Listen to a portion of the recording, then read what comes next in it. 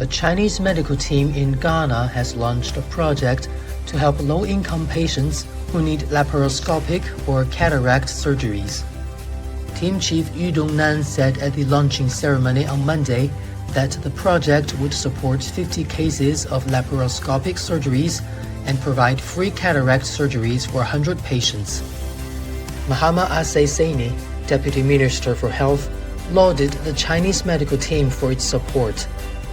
Next to the gift of life is the gift of sight. Our sight lightens our world and makes us appreciate our existence better.